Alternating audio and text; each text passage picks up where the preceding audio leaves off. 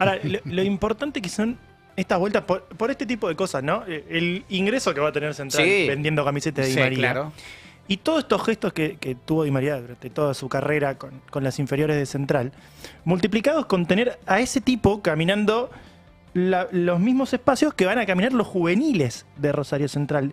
Y lo que van a poder aprender de escucharlo solo a Di María, esos juveniles. Y si Di María es un tipo comprometido, como parece serlo, con ese tipo de tareas, es fundamental. Le puede dar un salto de calidad al trabajo de Rosario Central. Que podemos estar hablando en 5 o 6 años de un Rosario Central completamente distinto, ¿no? Y eso pasa en otros clubes con otros ídolos, justo que hablamos de ídolos hoy, que se involucran mucho más allá de lo que tiene que ver con su estricta tarea futbolística. Y yo no creo que eso pase en una sociedad anónima. No, vos tenés uno de esos ídolos, ¿no? Sí, señor. Un ídolo que además pone en juego todo el tiempo su calidad de ídolo. Con esto que vos decías, bueno, los entrenadores, así como te ganan un campeonato, te mandan al descenso. También, si te pones de presidente de un club o decidís volver 2 veces al retiro para seguir jugando, también estás poniendo todo el tiempo tu capital de ídolo. Estoy hablando de una familia de ídolos, además, que justo hace poco perdimos a uno de esos integrantes, la familia Verón, ¿no? Ídolos de Estudiantes. Sin duda, si uno dice Estudiantes, dice Verón. Si dice Verón, dice Estudiantes. Hace poco perdimos a la Bruja y la Brujita sigue siendo en los últimos meses una de las figuras de las que más se habla en el fútbol argentino por distintas cuestiones. La Bruja quizás era el ídolo máximo de Estudiantes, podemos decir, hasta todo lo que ha hecho la Brujita en su última etapa como jugador. Integrante de aquel equipo al que llamaron Animales, ¿no? Ahí por ahí discuto, ¿eh? Bilardo también, Bilardo estaba, es verdad, sí. También, es verdad, lo podemos poner. Creo que estaba arriba de la Bruja. Puede ser. En términos de representación del mundo pincharrata, ¿no? Pero decía, Verón, integrante de aquel tricampeón de América, ese equipo de los Animals, como los caratularon, y portador también de mucho esto que decíamos, y lo vamos a escuchar ahora en un audio, de que es un tipo que hasta los últimos días de su vida recorrió el country de Citibel, habló con los pibes de inferiores y transmitió esa identidad que Estudiantes tiene muy bien forjada, ¿no? Eso que hablan de la mística pincharrata, bueno, se transmite muy bien por algo. Incluso jugadores que a veces de verdad no están al nivel para jugar en Estudiantes vuelven igual, aunque jueguen 10 minutos, aunque sean suplentes, porque tiene que ver con la identidad. Vamos a escuchar a Juan Rubinacci, periodista, hincha claramente de Estudiantes de La Plata, que escribió el libro sobre Verón presidente, pero lo vamos a escuchar primero hablando de Juan Ramón. Juan Ramón Verón es uno de los 3 ídolos más grandes de la historia de Estudiantes, y no solamente por su gol en la final intercontinental en Old Trafford contra el Manchester, también lo es por el legado que dejó en el club, por las décadas posteriores, aquellos años dorados, si querés, que tienen que ver con caminar el country de Citibel, tratar de transmitir lo que significaba esa identidad, el trabajo, la humildad, el esfuerzo que significaba estar en un club como Estudiantes de La Plata para poder llegar al éxito. Eso lo consiguió transmitir generación tras generación, hasta sus últimos días estuvo haciéndolo en Citibel, y me parece que por eso el nacimiento de Juan Sebastián Verón después lo tiene como un niño mimado. Después Sebastián termina consiguiendo todo lo que consigue por mérito propio, por el calibre de jugador que forjó, la personalidad que tuvo para conseguir todo lo que consiguió después y su transformación en dirigente. Pero claramente estamos hablando de 2 de los emblemas de la historia de Estudiantes, independientemente cada uno. Bueno, también de eso se trata el forjar ídolos, ¿no? Que un ídolo le pase el legado al otro en esa constante retroalimentación. Sí, acá es muy fuerte porque además ese otro es el hijo. Es el hijo, ¿no? Claro. Sí. Pero también a todos estos chicos que hoy capaz tienen 12, 13, 14, 15 años, que hasta hace algunos días hablaban con un tipo que ganó 3 veces la Copa Libertadores, cuando la Copa Libertadores era mucho más compleja que la de ahora, y que fue a Old Trafford y se hizo respetar, ¿no? Estamos hablando de gente que es muy importante para la historia, no solo de Estudiantes, sino del fútbol argentino. Exacto. Y decíamos, el otro ídolo es el hijo, es la Brujita, que volvió en plenitud, hablando de vueltas como la de Di María, ¿no? Que importante, que volvió en plenitud al fútbol argentino, quizás con hasta capacidad de haber jugado un mundial que no jugó por otras cosas que no tenían que ver exactamente con lo futbolístico. Y no volvió para retirarse, sino para jugar unos cuantos años, ganando Copa Libertadores, ganando torneos locales, forjando una nueva identidad en Estudiantes, ¿no? Reavivando ese fuego de Estudiantes. Sí, y con decisión propia de volver. Exactamente. Porque tanto Di María y Verón tenían apellido como para decir, ¿saben qué? Me voy a chorear un par de años a Arabia. Tal cual. Claro. O a Estados Unidos, me voy a la MLS. Tal cual. No, decidieron volver a su club y a su país. Exactamente. Recordemos que Verón en Estudiantes, por ejemplo, jugó en el ascenso, ¿no? Jugó poco en primera división con Estudiantes en su primera etapa, después pasó a Boca, después se fue a Europa y su gran peso en la historia de Estudiantes viene después, ya de grande, ganando aquella Copa Libertadores, ganando torneos locales, construyendo esa nueva identidad, decías, reavivando ese fuego con Sabela, otro ídolo obviamente de Estudiantes. Y en otras idas y vueltas, ¿no? Retirarse, volver a jugar, incluso hasta con intención de solamente recaudar económicamente para que Estudiantes esté mejor. Y cuando uno piensa, bueno, ya está, ya sos el ídolo, ya te puedes ir a sentar a la tribuna y nadie te va a insultar, todo el mundo te va a aplaudir de acá hasta que te mueras, decide ponerse al frente como presidente. Y construir una carrera política dentro del fútbol que también tiene sus temas, y podría Verón haber dicho, bueno, vamos a armar un Estudiantes competitivo, hicimos una cancha, estamos todos bien, y decide ponerse en un lugar donde claramente va a ser juzgado y va a ser analizado, que es, bueno, traer capitales extranjeros, esto que decíamos, ¿no? Hablamos mucho de Foster Gillett en este tiempo, hoy desaparecido en acción Foster Gillett, pero esta cuestión de, bueno, la privatización del fútbol, los capitales extranjeros, está bien, está mal. Verón tiene una postura, yo en particular no coincido con esa postura, pero ha decidido tomar un camino poniendo en juego su capital simbólico como ídolo de Estudiantes. Sí. Vamos a escuchar a Juan Rubinacci, que escribió justamente el libro de cómo Verón se construyó como presidente, hablando un poco de esto y de cómo funciona la política Verón.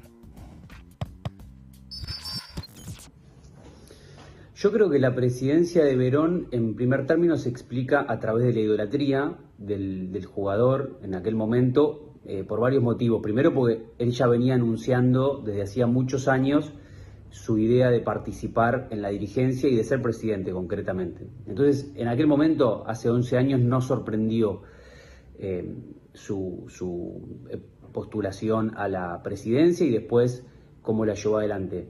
Ahora, me parece que aquello tuvo mucho que ver con lo que habían vivido varias generaciones en Estudiantes de La Plata, que no habían tenido un ídolo, como dijo Sabela en aquel momento, tan preponderante en su historia, ¿no? Por lo conseguido, por los títulos, por su regreso que había sido tan esperado y después por lo que significó institucionalmente, porque ya se presentaba como un faro político para todo el ecosistema institucional en La Plata y también en la provincia de Buenos Aires. Él ya tenía muchos vínculos con el empresariado, con la dirigencia política local, provincial, también nacional. Así que de esa manera Verón se instala como presidente de Estudiantes. Así llegó Verón, así se construyó Verón como presidente. Y después fue por esto, ¿no? Por Foster Gillett, por los capitales extranjeros, por estas movidas que tanto ruido hacen en el fútbol argentino. Y bueno, cómo se juega el capital ahí también lo explica Juan Rubinacci.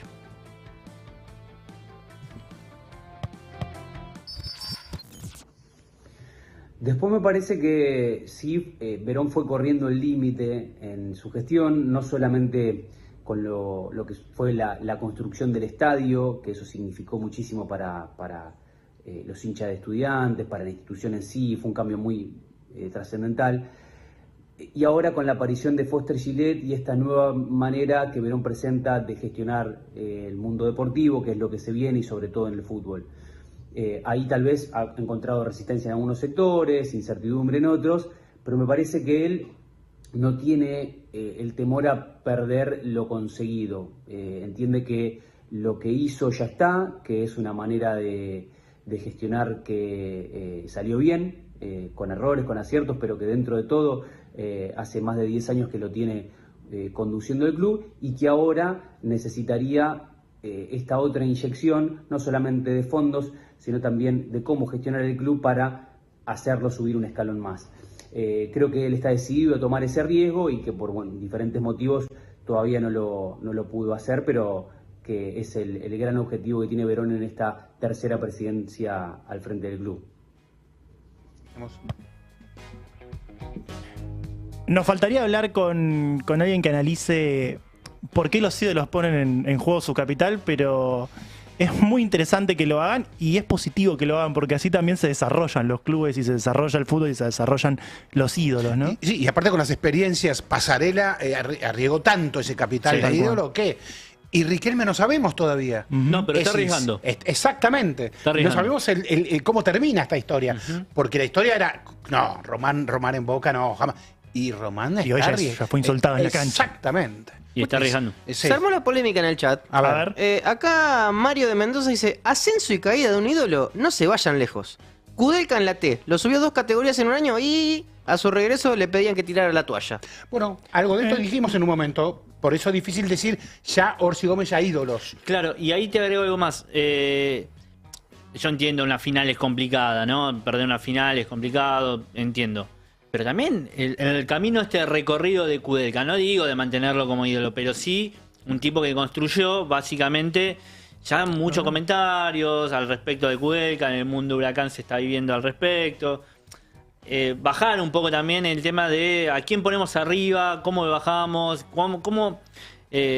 de qué manera testeamos a las personas que están en cargo. Es que es tan difícil el mundo del fútbol para esto. Hoy sos Gardel y mañana Devoto, decían, ¿no? Estudiantes mismos, supo, estudiantes. Los jugadores estudiantes terminaron presos. Aquel tricampeón estudiante, aquella tremenda noche contra el Milan de Italia en la Bombonera, Onganía decide ponerlos presos a los jugadores estudiantes. Y hasta 6 meses antes eran la gloria nacional, esos jugadores de los pincharratas. Entonces es muy compleja la construcción. Por un lado, mediática, y después la cosa popular, el sentir popular va construyendo al ídolo.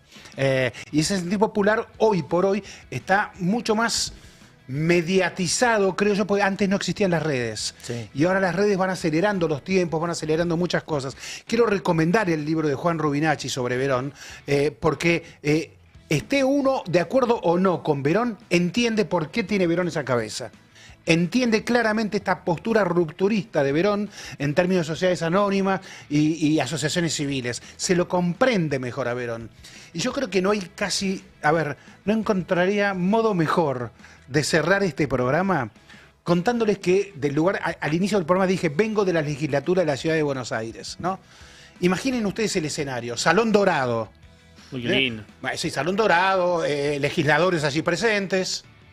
Fernando Signorini recibiendo su premio y soñando, dice él, porque yo soñaría que estos jugadores de la selección van a estar el miércoles en la marcha de los jubilados, dice Fernando Signorini.